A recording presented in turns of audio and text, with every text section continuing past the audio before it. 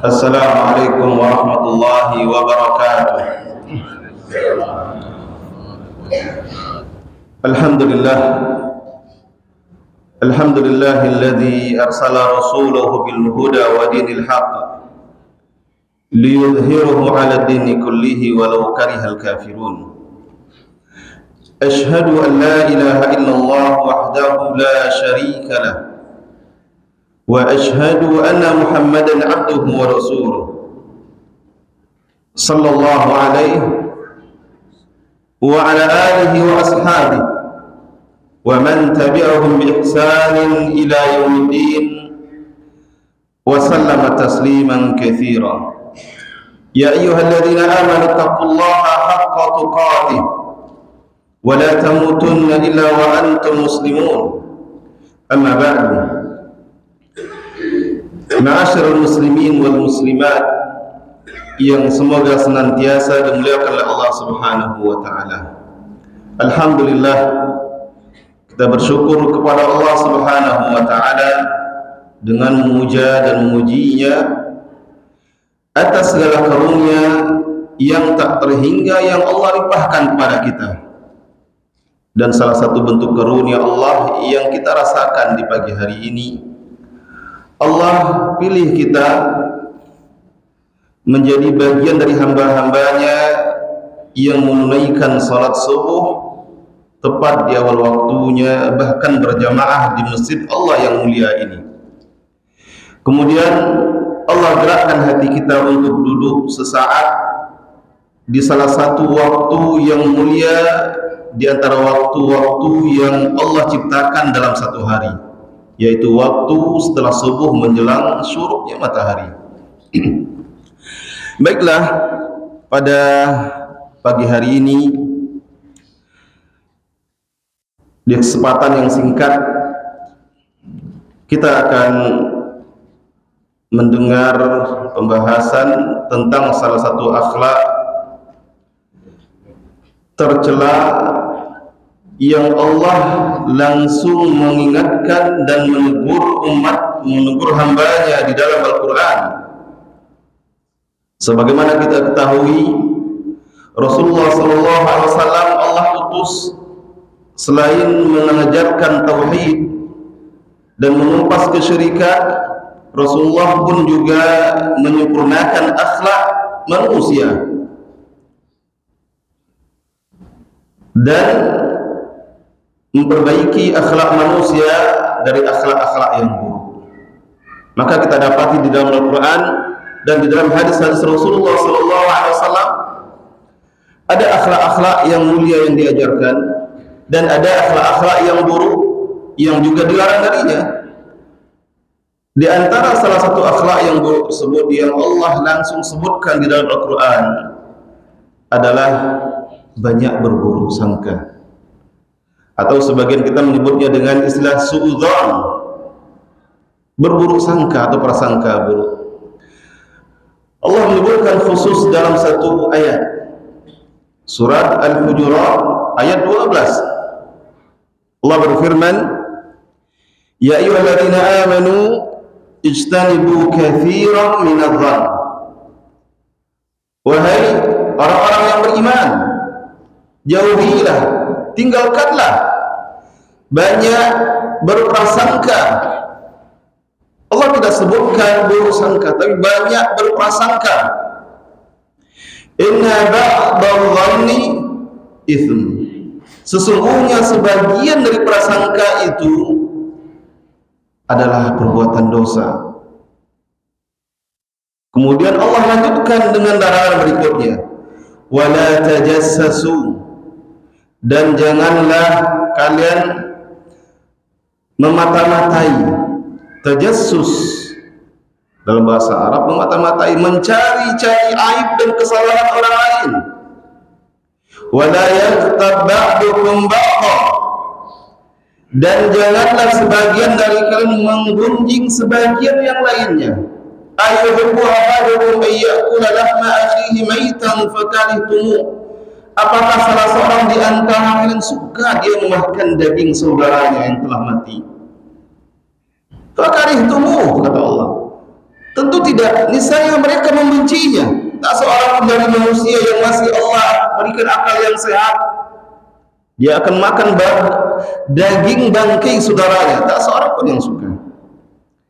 Maka kalau kita cermati firman Allah ini, Bapak Ibu semuanya, Allah menyebutkan larangan yang pertama, ijtanibu katsiran minadh-dhann.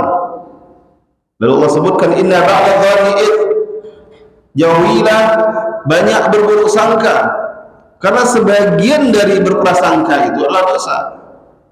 Lalu Allah sebutkan rentetan dari berburuk sangka itu akan menggiring kepada dosa-dosa berikutnya, yaitu tajassus, mata-matai. Karena orang kalau berburuk sangka kepada tetangganya, kepada saudaranya, kepada temannya, dia akan berusaha mencari-cari, memata-matai, membuktikan apa yang ada di hatinya, prasangka buruk yang ada di hatinya.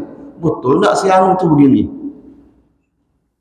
Ini yang dijelaskan oleh para ulama. Kenapa Allah sebutkan tiga larangan itu dalam satu ayat tersebut?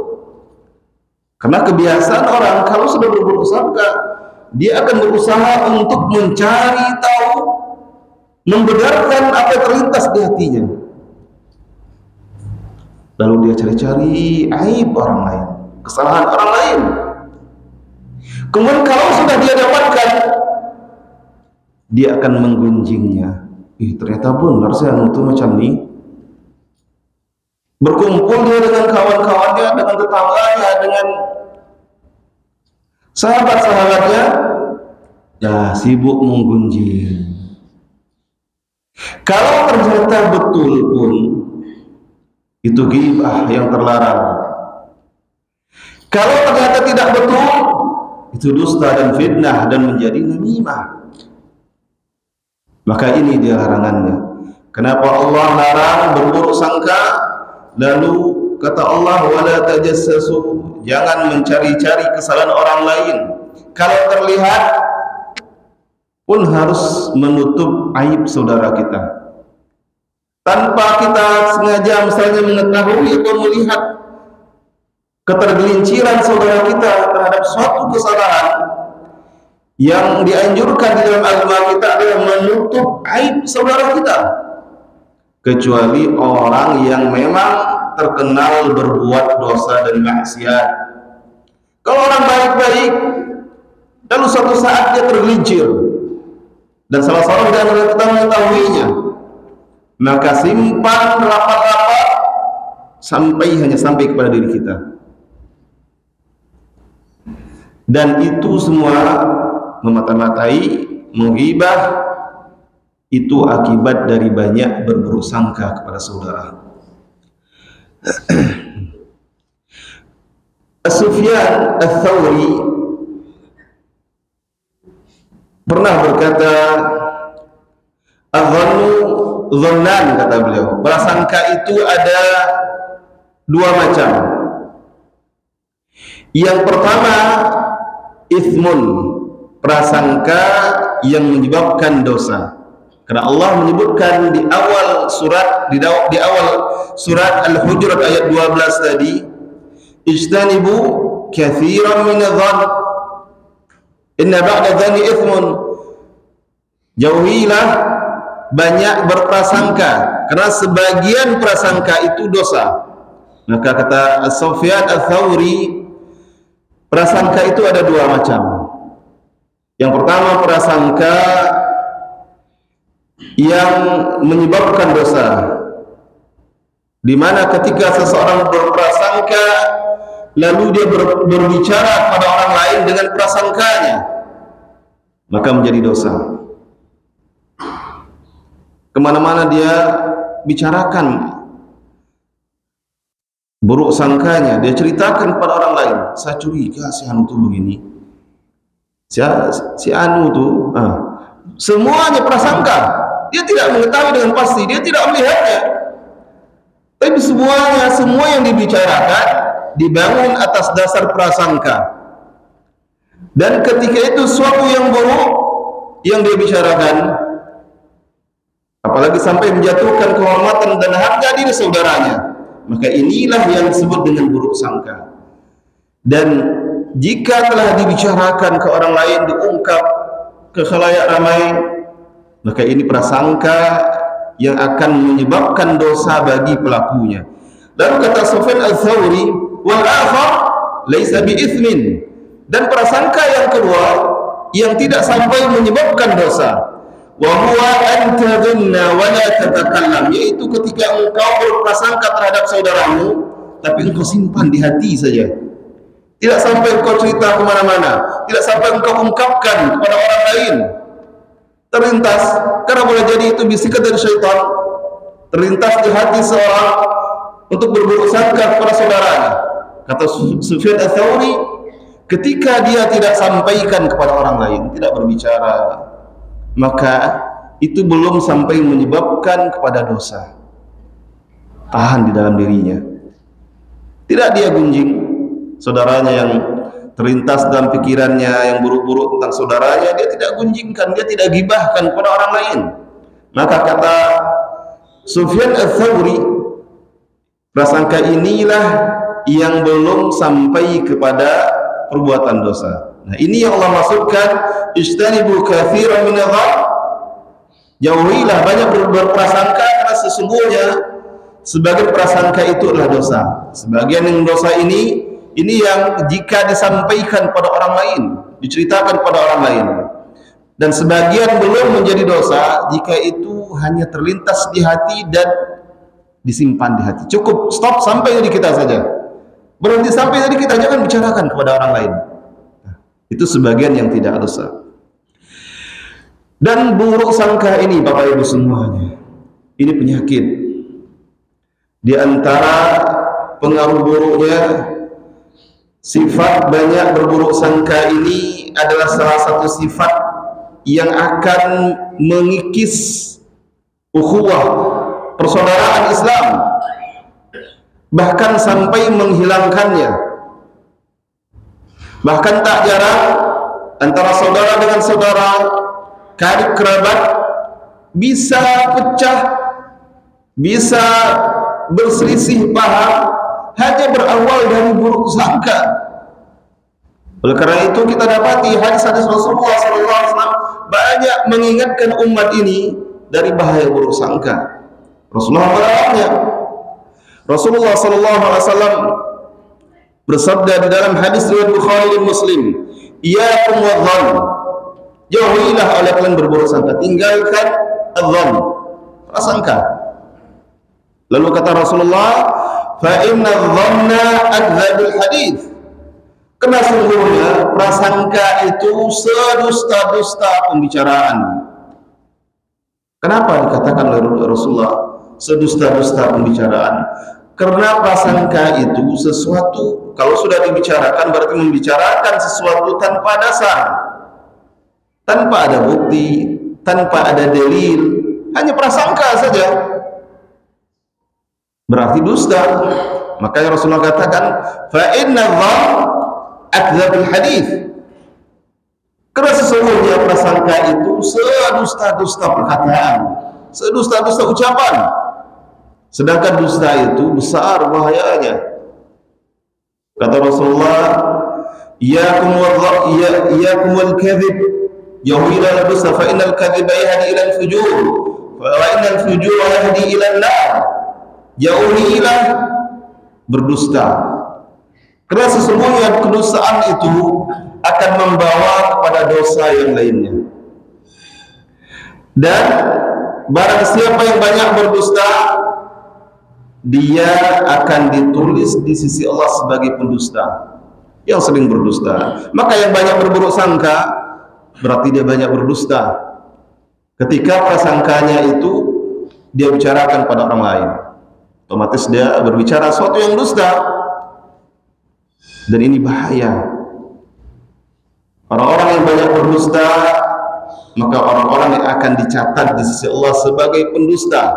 Kalau sudah Allah yang mencatatnya sebagai pendusta, maka Allah jadikan orang-orang lain yang ada di dunia pun akan mencap si pendusta tadi dengan pendusta. Setiap kali dia berbicara, kata orang jangan percaya. Kalau dia bercerita, wah dia itu pendusta, pembual, jangan percaya. Itu akibat dari banyak berdusta, dan salah satu bentuk kedustaan itu adalah berburuk sangka. Makanya Rasulullah mengatakan, iyyakum wadh-dhann fa inna dhanna akdzabul hadits. Jauhilah, tinggalkan berprasangka, karena sesungguhnya prasangka itu sedusta-dusta pembicaraan. Hadis sahih riwayat Bukhari dan Muslim. Kemudian dalam hadis yang lainnya, hadis hasan riwayat Ibnu Majah dari Abdullah bin Umar radhiyallahu anhu, beliau berkata, dari Abdullah bin Umar radhiyallahu anhu, beliau berkata, ra'aitu Rasulullah sallallahu alaihi wasallam yatufu bil Ka'bah. Aku pernah melihat Rasulullah sallallahu alaihi wasallam sedang tawaf di Ka'bah. Wa yaqul, dan ketika itu Rasulullah berkata, ma atyabaka wa atyaba rihak. Alangkah bagusnya, baiknya engkau, dan alangkah wanginya aromamu. Ma'azamaka wa ma'azama hurmata. Alangkah agungnya engkau dan alangkah agungnya kehormatanmu. Ini Rasul ucapkan ketika beliau bertawaf di sekeliling Ka'bah. Lalu kata Rasulullah, wallazi nafsi Muhammad biyadihi, dan demi Tuhan yang jiwa Muhammad berada di tangannya, la hurmatul mu'min a'zamu indallahi min hurmati min kimali. Kata Rasulullah, demi Allah atau demi Tuhan yang jiwa Muhammad berada di tangannya, sungguh kehormatan seorang mukmin itu lebih agung, lebih besar daripada kehormatanmu. Rasul ucapkan kepada Ka'bah. Rasulullah ingin memberitahukan kepada para sahabatnya. Ketika tawaf, kata Abdullah bin Umar, Rasulullah berkata, alangkah baiknya engkau, alangkah baiknya aromamu, wangi. Karena memang Ka'bah itu selalu dijaga wangi. Alangkah agungnya engkau dan alangkah agungnya kehormatanmu, kemuliaanmu. Lalu kata Rasulullah, sungguh kehormatan seorang mukmin itu jauh lebih agung, lebih besar daripada kehormatanmu. Hartanya, darahnya itu wajib dijaga. Harta seorang mukmin tidak boleh dirampas. Sebagaimana kehormatannya tidak boleh dijatuhkan dan dihinakan. Darah seorang mukmin tidak boleh ditumpahkan. Begitu juga dengan kehormatannya tidak boleh dihinakan. Lalu kata Rasulullah di akhir hadisnya, wa anna dhanna bihi illa khair. Dan janganlah kita berprasangka dengan seorang mukmin illa khaira, kecuali yang baik-baik saja. Ini kata Rasulullah. Itu Rasulullah ucapkan di hadapan sahabat ketika Rasulullah tawaf, sambil memberikan nasihat kepada sahabat. Janganlah seorang mukmin itu berprasangka terhadap saudaranya, kata Rasulullah, kecuali yang baik-baik. Jadi ini nasihat Rasulullah sallallahu alaihi wasallam kepada para sahabat dan kepada umatnya. Dan ini adalah bentuk prasangka yang diperbolehkan, yang baik-baik, berprasangka baik.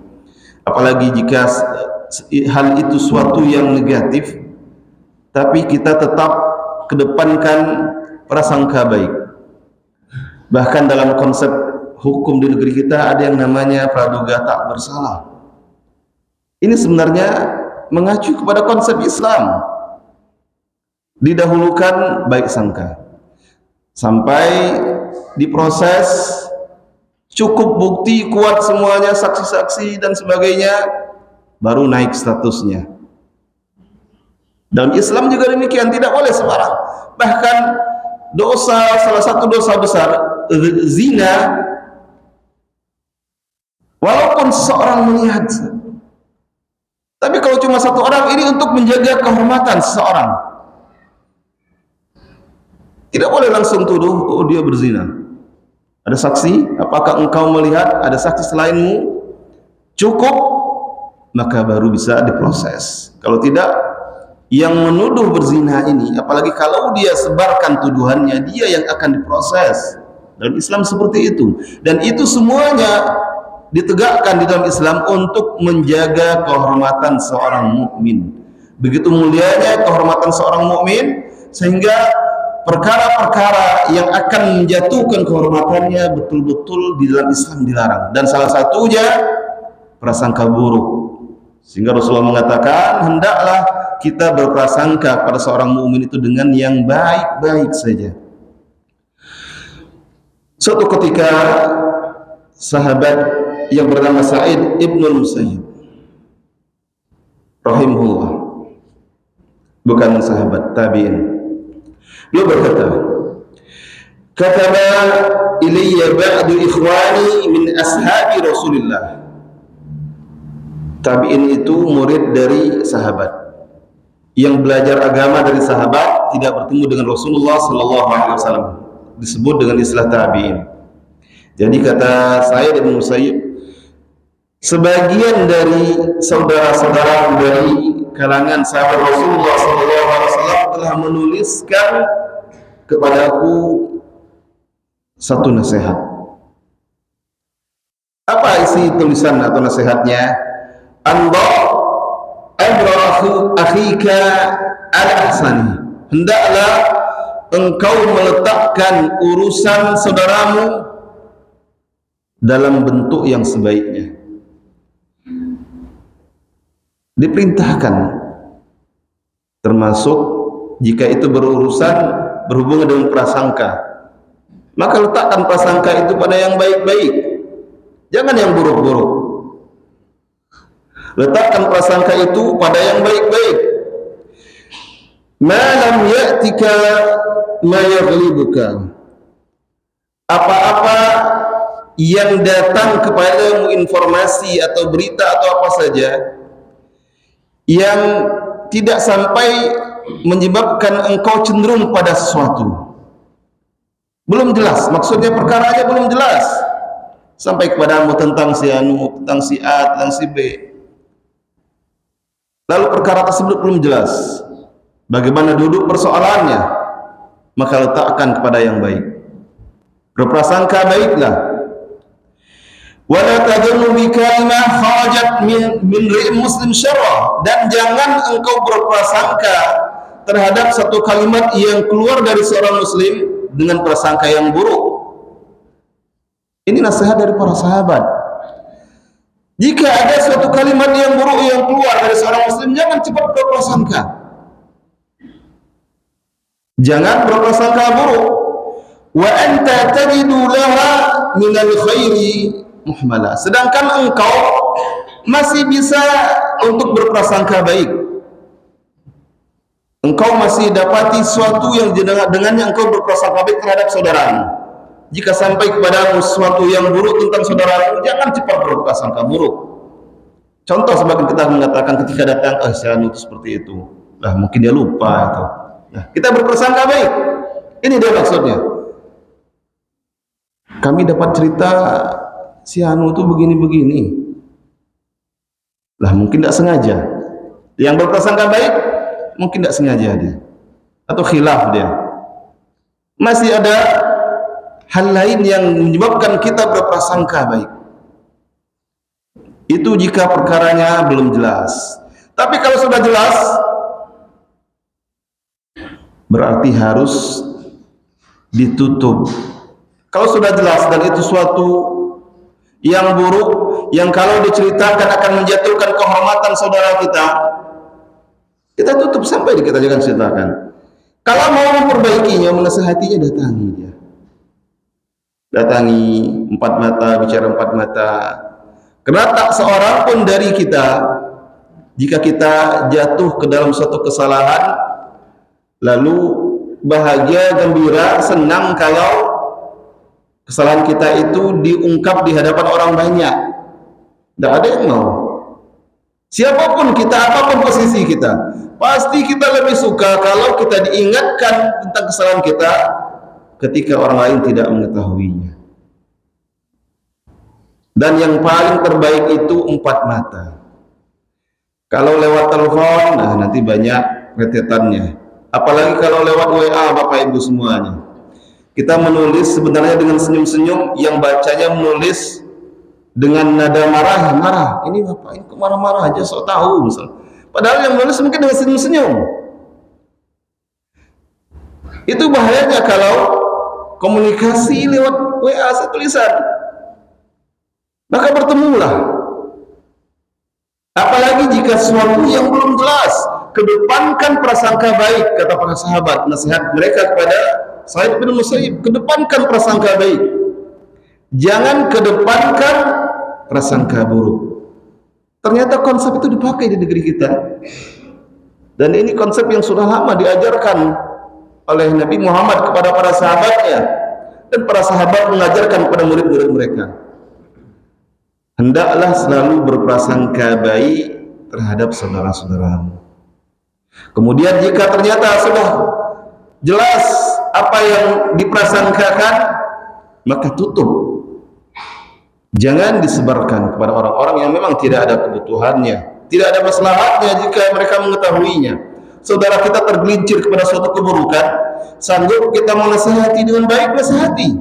Tidak sanggup, boleh ceritakan kepada seseorang yang kita harapkan dia mampu mengingatkan atau menasihati saudara kita yang tergelincir, itu boleh. Maka ada pembahasan hukum menceritakan aib orang lain di pengadilan atau kepada seseorang yang mampu menasihati orang yang tergelincir ini.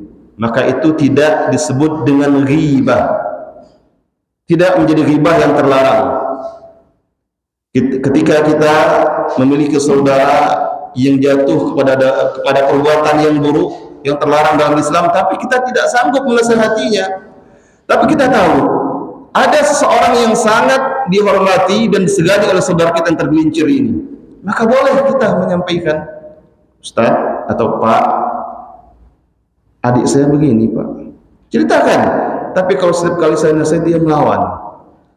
Nah, semoga dengan nasihat dari Bapak ini dia mendengarnya dan bisa berubah, meninggalkan keburukannya. Dan begitu juga kata para ulama di pengadilan, saksi-saksi diminta bersaksi, menyampaikan apa yang dia ketahui, dan meskipun itu suatu yang buruk, itu tidak dikatakan ghibah. Misalnya yang di sidang terdakwa tidak hadir, sedangkan saksi-saksi hadir, atau sebaliknya sebelum di sidang dicari saksi dan sebagainya, dicari orang-orang yang bersaksi, ditanya, diproses, boleh bercerita sedetail mungkin apa yang dia ketahui tentang saudaranya tersebut, dan itu tidak dikatakan ghibah. Tapi jika belum jelas, maka berprasangka baiklah, kata para sahabat. Di antara dampak dari prasangka buruk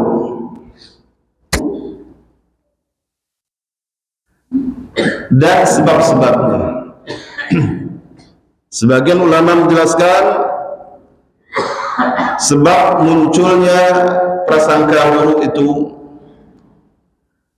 karena tazkiyatun nafs. Apa maksudnya?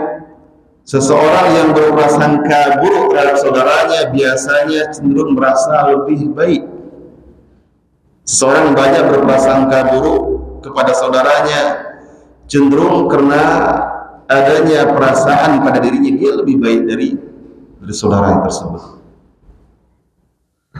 Dan perasaan yang seperti ini perasaan yang tidak bagus jika ada pada diri seorang muslim, apalagi jika sampai kepada menyebabkan ujub, kagum terhadap diri sendiri. Dan biasanya orang yang kagum, ujub terhadap diri, dia akan cenderung merendahkan orang lain. Dan salah satu bentuk merendahkan orang lain dengan prasangka buruk terhadap orang lain. Ini salah satu sebabnya. Kemudian juga di antara sebab-sebab prasangka buruk itu at-tashaddud wal ghulu, bersikap keras dan berlebihan dalam sebagian masalah dan pemikiran. Ini juga bisa menyebabkan munculnya prasangka buruk, terutama yang berkaitan dengan pendapat, pemikiran dan sebagainya. Banyak kalau dibaca atau dijelaskan panjang lebar, tidak cukup waktu kita. Saya coba bacakan poin-poin saja dari beberapa tulisan para ulama. Kemudian di antara sebab berburuk sangka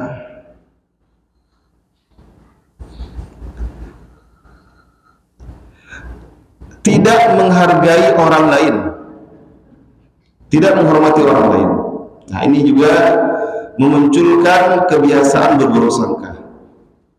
Biasanya seseorang yang diprasangka burukkan kepadanya sesuatu itu karena orang yang berprasangka buruk pada kurang menghormatinya, memuliakannya.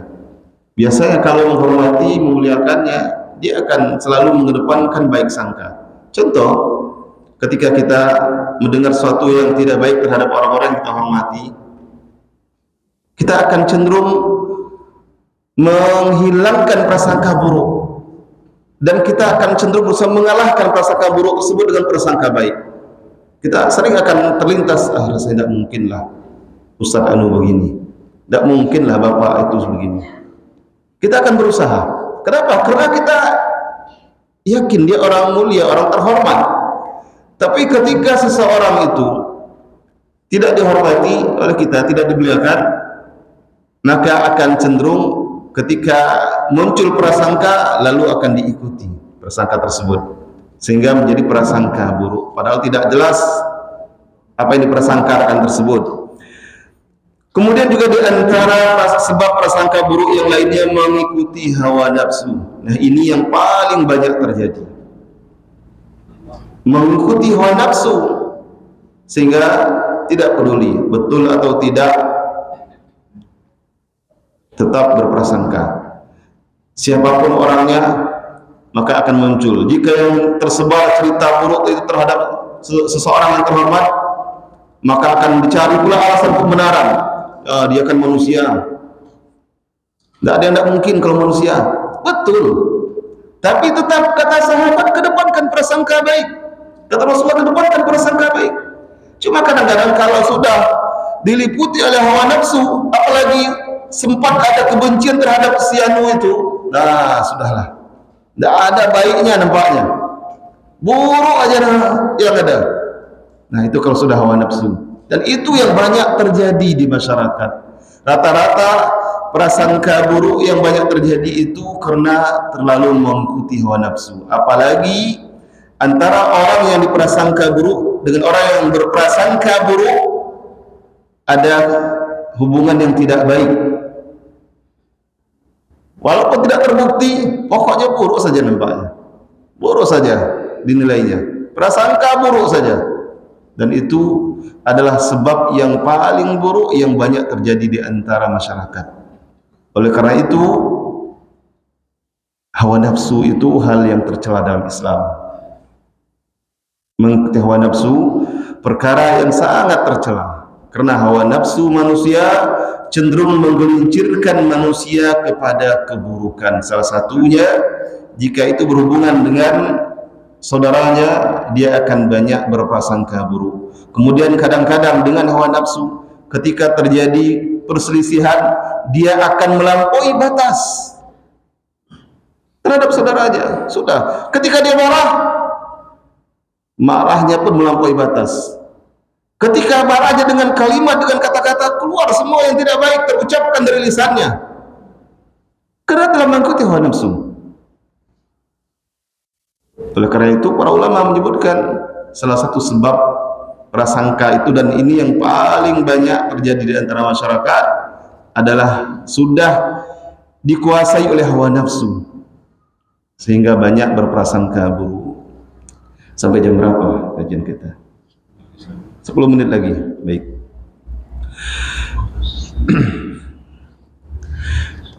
Ada sebab, kemudian tentu ada obatnya. Sebab suatu penyakit tentu ada juga obatnya. Berburuk sangka ini penyakit hati. Ada sebab, maka ada obatnya. Begitu juga dengan sebagaimana penyakit badan zahir ada sebabnya dan ada obatnya. Begitu juga dengan penyakit hati yang satu ini. Di antara obatnya atau sebab yang dapat mencegah dari penyakit hati yang satu ini adalah selalu memperhatikan hakikat manusia ini dan memahaminya dengan baik. Apa maksudnya?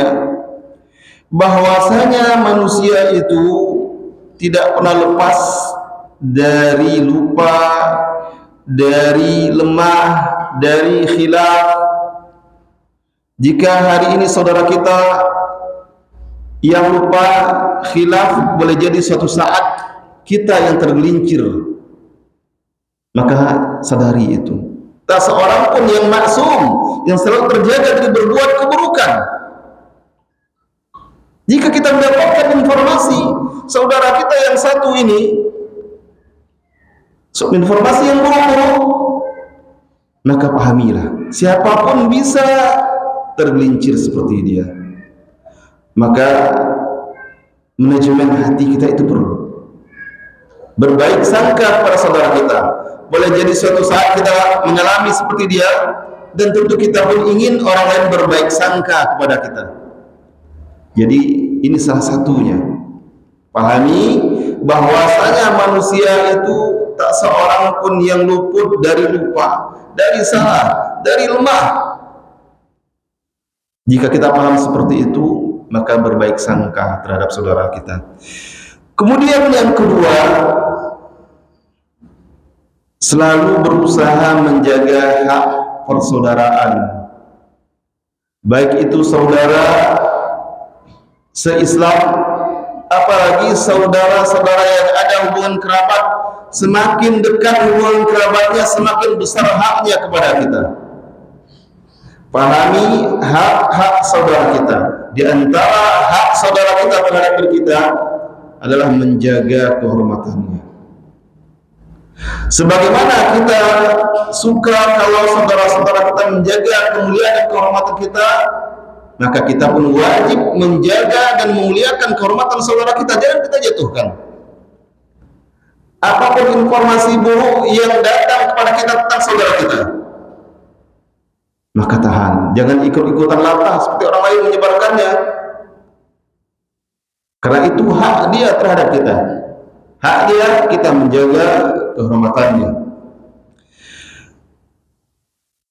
Kemudian juga di antara perkara yang dengannya seorang terhindar dari berburuk sangka, menjauhkan diri dari syubhat, terutama jika syubhat tersebut berkaitan dengan saudara kita. Apa maksudnya syubhat? Sesuatu yang tidak jelas, samar-samar. Jauhkan. Jangan banyak menyibukkan diri dengan perkara yang seperti ini, apalagi jika itu berhubungan dengan kehormatan saudara kita. Sibuk saja mencari keburukan orang lain, padahal tidak jelas. Nah, ini 3 perkara dicantumkan oleh sebagian para ulama dalam kitab-kitab mereka agar seorang mukmin terhindar dari buruk sangka.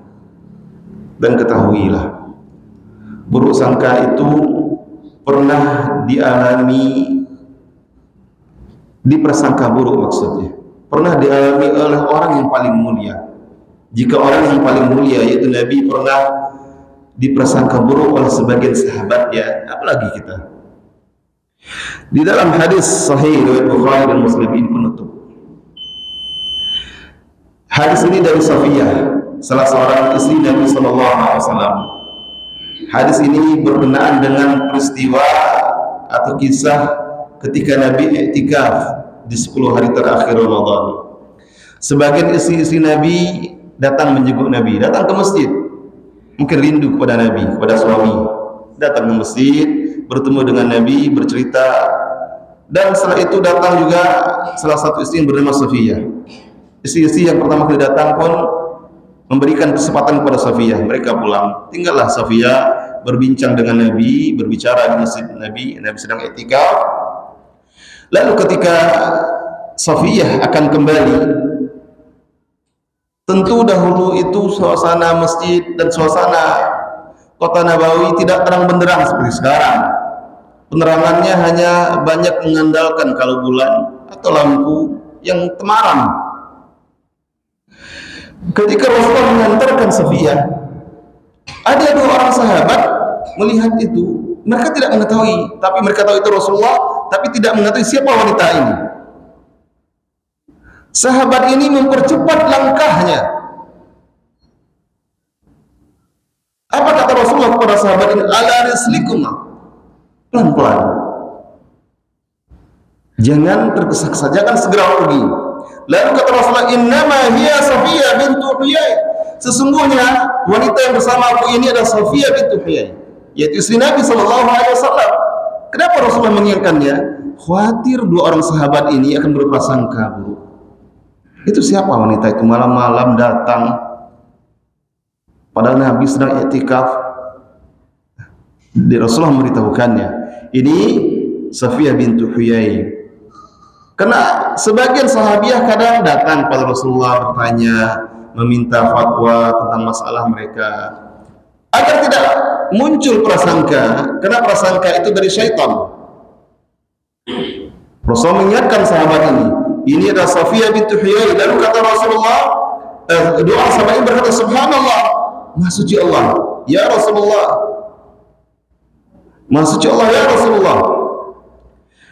Lalu kata Rasulullah mengingatkan sahabat ini, inna syaitana yablughu minal insani mablagha dam, sesungguhnya syaitan itu bergerak atau berada di tubuh manusia di tempat beredarnya darah, mengikuti beredarnya darah manusia tersebut, peredaran darah.